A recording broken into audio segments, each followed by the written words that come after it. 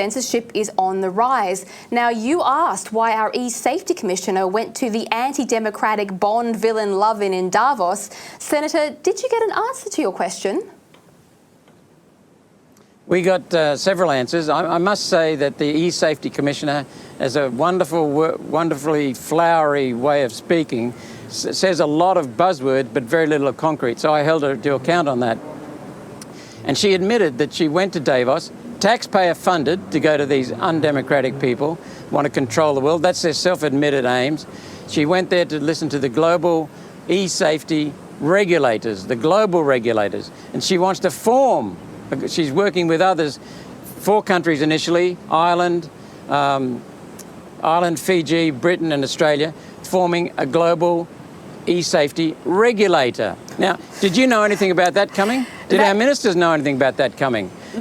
That sounds horrific, Senator. I didn't know about that. Look, we're going to watch a very quick clip from your questions right now. Okay, referencing your panel session at Davos, your office has just sent Twitter a notice regarding their allowing hate on the Twitter platform, including allowing previously suspended users back on the platform. Yep. Can you give me examples of Australian accounts that X has allowed back on that your office objects to? Well, so the online hate notice looked at the range of trust and safety governance steps that they had taken, including firing 80% of their safety engineers, more than half of their content moderators, and 80% of their public policy personnel, so the people that actually look after the safety. We did ask them, it was reported that 62,000 previously banned users, and to be permanently banned on Twitter, you have violated the policies pretty egregiously a number of times. So we asked them the question, and they responded. When we asked about the 62,000, they responded with 6,100. We assumed that meant they reinstated 6,100 previously banned Australian accounts. Which wasn't in the manner and form of the notice and the question in which we asked them. But they didn't name what those specific ones were, but they did tell us that there are no additional safety provisions, even though they have been permanently banned for online hate in some cases. It seems to me, Ms. Grant, that you're assuming the previous bans were in order. Have you explored those previous bans before coming to that judgment?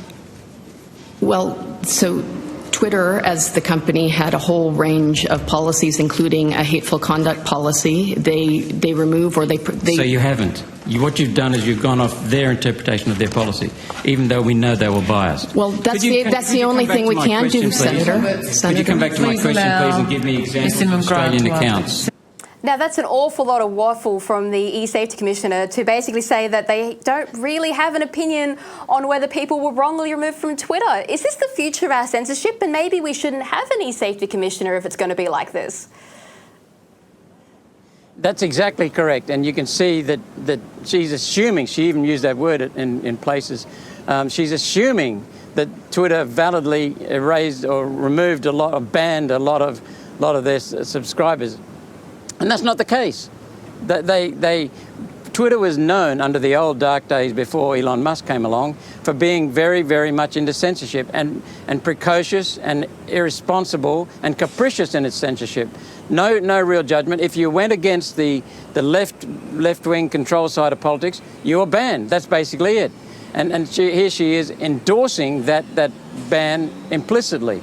And so we are looking at censorship, and we are looking at someone like the eSafety Commissioner going to the World Economic Forum. Again, we should tell them to get WEF'd. The second thing is, she then said she went to the European Union. Another marvellous hotbed of democracy, isn't it? The control freaks in the EU. And then they wanted to talk. Then they talked to the big platforms, the tech companies, presumably Facebook, Instagram, Twitter, etc. So that's the itinerary that she followed. And all I can see is that they're looking to set up a global censorship, not just Australian censorship, a global censorship.